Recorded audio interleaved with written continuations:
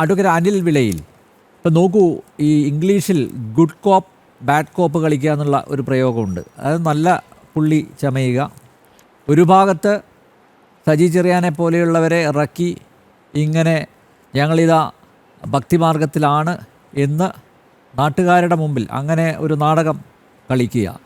മറുഭാഗത്ത് CPM സംസ്ഥാന സമിതി അംഗം പി ജയരാജൻ്റെ മകൻ ജെയിൻ രാജനെ പോലുള്ളവരെ വെച്ച് സാമൂഹ്യ മാധ്യമങ്ങളിൽ പോസ്റ്റ് ഇടുക, അല്ലേ?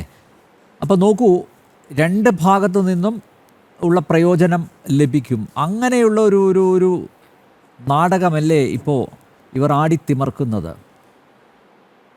തീർച്ചയായിട്ടും നമ്മൾ ഇന്നത്തെ ദിവസം ഈ വിഷയം ചർച്ച ചെയ്യുമ്പോൾ കേരള സമൂഹം കണ്ടിട്ടുള്ളതിൽ ഏറ്റവും വലിയ ഒരു ദൈക്ഷണിക വ്യക്തിത്വമായിരുന്നു ശ്രീ പി പരമേശ്വരൻ. അമൃതാനന്ദമയി ദേവിയുടെ ഏറ്റവും പ്രധാനപ്പെട്ട ശിഷ്യന്മാരിൽ ഒരാളായിരുന്നു. ഒരു ഗൃഹസ്ഥ ശിഷ്യൻ എന്ന് തന്നെ നമുക്ക് വിശേഷിപ്പിക്കാം. അദ്ദേഹം എഴുതിയിട്ടുള്ള ഒരു ഗ്രന്ഥമുണ്ട്, താങ്കൾ നേരത്തെ സൂചിപ്പിച്ചു, മാർക്സിൽ നിന്ന് മഹർഷിയിലേക്ക് എന്നുള്ളതാണ് ആ ഗ്രന്ഥത്തിന്റെ പേര്.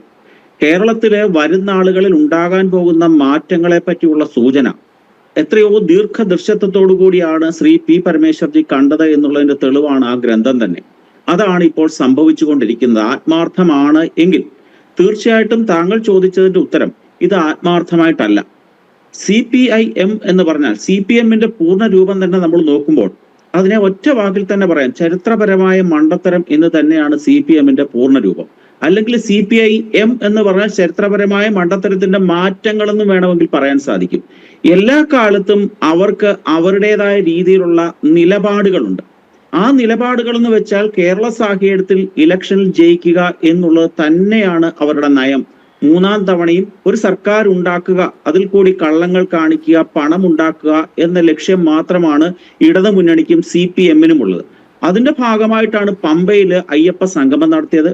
ഇനിയും ഈ അടുത്ത മാസം തന്നെ തിരുവനന്തപുരത്ത് നടക്കാൻ പോകുന്ന പാലസ്തീൻ ന്യൂനപക്ഷ സമ്മേളനം നടക്കാൻ പോകുന്നു.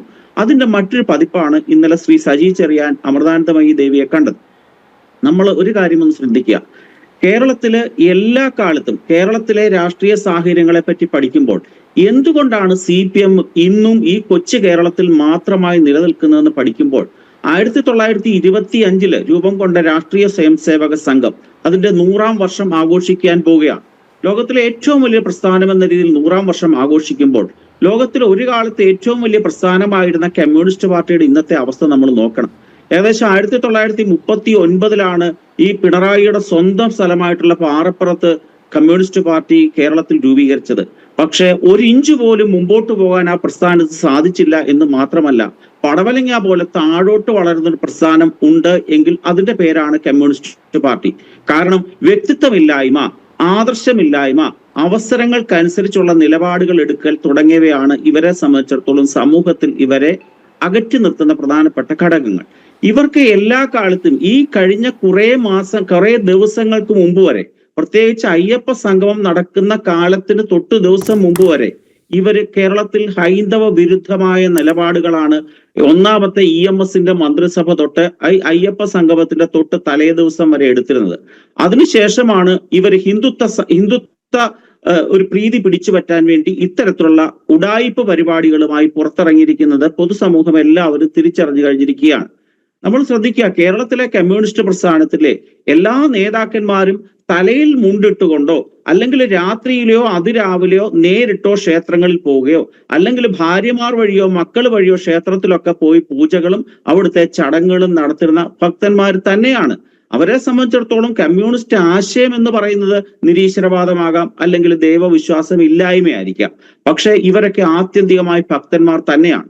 നമ്മൾ ശ്രദ്ധിക്കേണ്ടത് KR ഗൗരിയമ്മയെ പറ്റിയാണ്. 1994 ജനുവരി മാസം 1-ാം തീയതിയാണ് കമ്മ്യൂണിസ്റ്റ് പാർട്ടിയിൽ നിന്നും ഗൗരിയമ്മയെ പുറത്താക്കിയത്. അതിനുശേഷമാണ് അവരുടെ മനസ്സിലുണ്ടായിരുന്ന കൃഷ്ണഭക്തി പുറത്തു വന്നത്.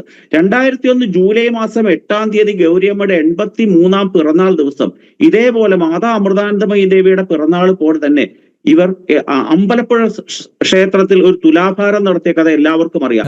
എന്തേ? കമ്മ്യൂണിസ്റ്റ് പ്രസ്ഥാനത്തിന്, കമ്മ്യൂണിസ്റ്റ് പാർട്ടിയെ പറ്റി കൃത്യമായി പഠിച്ചു മനസ്സിലാക്കിയിരുന്നൊരു വനിതയായിരുന്നു KR ഗൗരിയമ്മ. അവരുടെ ഉള്ളിൽ ഭക്തിയുണ്ട്. G സുധാകരൻ ഈ കേരളത്തിലെ ഹൈന്ദവ വിരുദ്ധമായിട്ടുള്ള എല്ലാ പറച്ചിലുകളുടെയും ഒരു കാലത്ത് മുന്നണി പോരാളിയായിരുന്നു ജി സുധാകരൻ. ഇപ്പോൾ അദ്ദേഹം കർക്കിടക മാസത്തിലെ 30 ദിവസമല്ല, വർഷം മുഴുവൻ രാമായണം വായിക്കുകയും അതിന്റെ മഹത്തരമായിട്ടുള്ള കാര്യങ്ങളെ പറ്റി പറയുകയും ചെയ്യുന്ന ഒരു വ്യക്തിയാണ്. ഇങ്ങനെ ഇരട്ടത്താപ്പോട് കൂടിയുള്ള സമീപനമാണ്. ഈ ഇരട്ടത്താപ്പ് ഹിന്ദുക്കളോട് മാത്രമേ ഉള്ളൂ. നമ്മൾ ശ്രദ്ധിക്കുക, ഒന്നാമത്തെ EMS മന്ത്രിസഭയിലെ വിദ്യാഭ്യാസ മന്ത്രിയായിരുന്നു ജോസഫ് മുണ്ടശ്ശേരി. ആ ജോസഫ് മുണ്ടശ്ശേരിയോട് ഇവർക്ക് ഇരട്ടത്താപ്പ് ഇല്ലായിരുന്നു. ഇപ്പോൾ VS അച്യുതാനന്ദനെ ഈ ആലപ്പുഴയിലെ വലിയ ചുടുകാട്ടിൽ അടക്കം ചെയ്തു. പക്ഷേ നമ്മൾ ശ്രദ്ധിക്കുക, ജോസഫ് മുണ്ടശ്ശേരിയെ തൃശ്ശൂരിലെ ലൂർദ് പള്ളിയിലാണ് അടക്കിയത്. അന്നേരം അവർക്ക് എവിടെയായിരുന്നു മതവും അല്ലെങ്കിൽ വിശ്വാസവും ഒക്കെ? അന്നേരം കത്തോലിക്ക സഭയെ പിണക്കാതിരിക്കാൻ വേണ്ടി ജോസഫ് മുണ്ടശ്ശേരിയുടെ ആ മൃതദേഹം ലൂർദ് പള്ളിയിൽ അടക്കം ചെയ്തു എന്ന് വെച്ചാൽ അവർ ഹിന്ദുത്വത്തിന് എതിരാണ് എന്നുള്ളതിന്റെ വ്യക്തമായ സൂചനകളൊക്കെ തന്നെയാണ് ഈ കാണിക്കുന്നത്. മാതാ അമൃതാനന്ദമയി ദേവിയെ പറ്റി ഈ കഴിഞ്ഞ ദിവസം ഉണ്ടായ വിവാദം നമ്മൾ ശ്രദ്ധിക്കണം.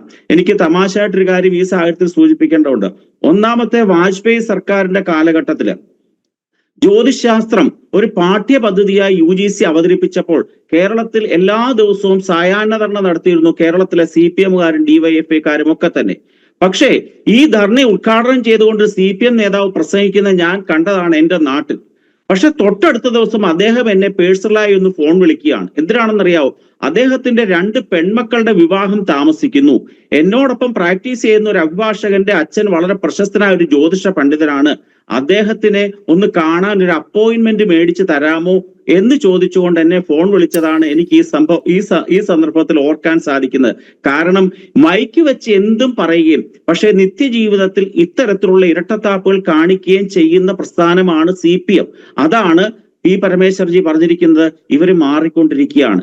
എല്ലാ കാലത്തും പറയുന്നതിൽ നിന്ന് നേരെ വ്യത്യസ്തമായി ചിന്തിക്കുന്നു. നമ്മൾ ശ്രദ്ധിക്കേണ്ട ഒരു കാര്യമുണ്ട്. ഈ ജോൺ ബ്രിട്ടാസിന്റെ കൂട്ടുള്ള ആൾക്കാര് ഈ കേരളത്തിലെ കളങ്കിത വ്യക്തിത്വങ്ങളായിട്ടുള്ള പലരെയും ഇന്റർവ്യൂ ചെയ്യാൻ പോയിട്ടുണ്ട്. അദ്ദേഹം കളങ്കിത വ്യക്തിത്വങ്ങളായി ഇന്റർവ്യൂ ചെയ്തിട്ടുള്ള ഏതൊക്കെ സാഹചര്യത്തിലാണോ ആ സാഹചര്യത്തിലുള്ളവരെയൊക്കെ പിന്നീട് അവരുടെ പാർട്ടിയുടെ ആൾക്കാരായി മാറ്റുന്നത് നമ്മൾ കണ്ടിട്ടുണ്ടല്ലോ. ലോട്ടറി രാജാവായിരുന്ന സാന്റിയാഗോ മാർട്ടിനെ നമ്മൾ കണ്ടിട്ടുണ്ട്. അതേപോലെ തന്നെ ഒരു കളങ്കിത വ്യക്തിത്വമായിരുന്ന ഹാരിസ് അബൂബക്കറെ നമ്മൾ കണ്ടിട്ടുണ്ട്. ഇവരെയൊക്കെ ഇന്റർവ്യൂ ചെയ്ത വ്യക്തിയാണ് ശ്രീ ബ്രിട്ടാസ്. അതേപോലെ തന്നെ അദ്ദേഹം അമേരിക്കയിലെ ഫ്ലൈറ്റ് പിടിച്ചു പോയി കൈരളി TVക്ക് വേണ്ടി അമ്മയുടെ ആത്മകഥ എഴുതിയ ഒരാളെ ഇന്റർവ്യൂ ചെയ്യാൻ പോയി. ഇതൊക്കെ തന്നെ ഗൂഢ അജണ്ടകളുടെ ഭാഗമാണ്. ഹാരിസ് അബൂബക്കറിനെ സാന്റിയാഗോ മാർട്ടിനെ ഇന്റർവ്യൂ ചെയ്തത് ക്രമേണ അവരുടെ ദേശാഭിമാനിക്ക് ഫണ്ട് ഉണ്ടാക്കണം, ആ ഒരൊറ്റ ഉദ്ദേശത്തോടു കൂടിയായിരുന്നു ചെയ്തതെങ്കിൽ അമൃതാനന്ദമയി ദേവിയെ എപ്രകാരം നശിപ്പിക്കാം എന്നുള്ള ലക്ഷ്യത്തോടു കൂടിയായിരുന്നു ഈ ബ്രിട്ടാസിന്റെ ഈ യാത്ര. അങ്ങനെ വരും.